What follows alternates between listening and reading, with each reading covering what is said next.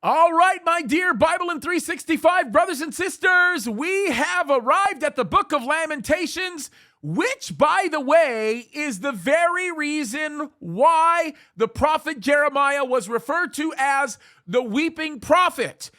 Here's what happened, right? And I got to give you a little bit of background because it's very, very important. God told the people of Israel that what they needed to do was to work 6 days, and of course the seventh day was the Shabbat. You were supposed to give yourself a day of rest, just like God created the heavens and the earth in 6 days, and on the seventh day he gave it a rest. Well, he also did the same thing with the land. He said, hey, listen, work the land for 6 years, and then on the seventh year, don't work at all. That means you get a whole year worth of a vacation. That's pretty incredible, by the way. I mean, think about it. What he would do is on the sixth year, he would give them enough crop for 3 years, right? For the sixth year, for the seventh year where they rested, and for the eighth year when they actually planted the crop and had nothing to show for until the actual ninth year. Pretty cool. Sound a bit confusing? It's really not, because if you think about it, for 490 years, the Jews decided that what they were going to do was disobey God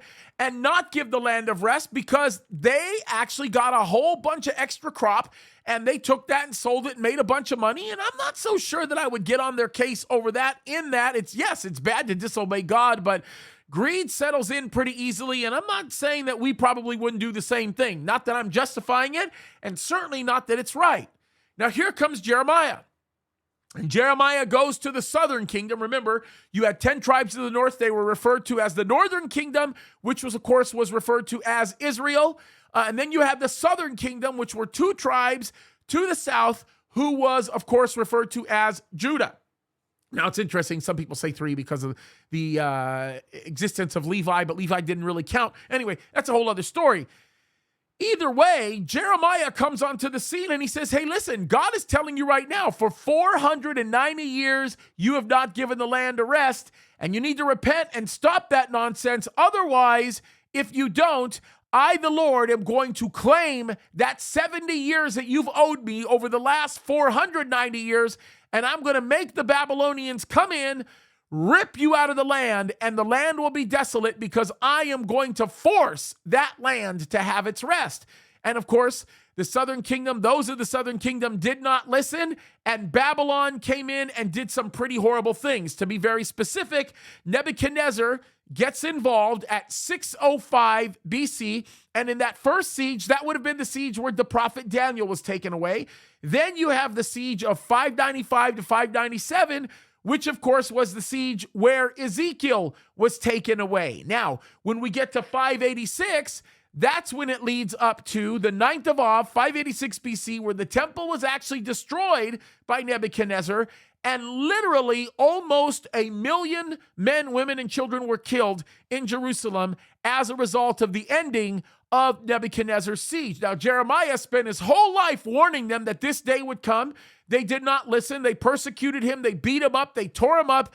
And Lamentations is exactly that. Lamentations is Jeremiah's lamenting over the tragedy of the destruction of Jerusalem as a result of the sin of the people. And this is a very, very powerful book. You're going to want to get into it. By the way, I just want to tell you, I've got great teaching through the book of Lamentations.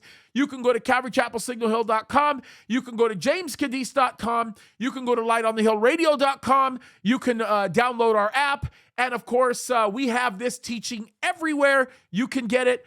It's pretty extensive, pretty exhaustive, a lot of great history in it.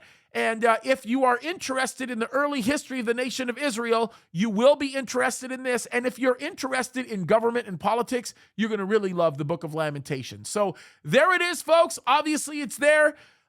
Keep on keeping on. And I want to give you one piece of advice, right? Passages like Lamentations are important because it helps us to learn from the mistakes of others, right? I would much rather learn from the lamenting of a godly man than me be one who continues to lament as a result of my decision to rebel against God. So folks, this is great stuff. You're going to love it. It's going to be great. And I want to congratulate you. You are doing so good through your journey in the Bible. What an accomplishment.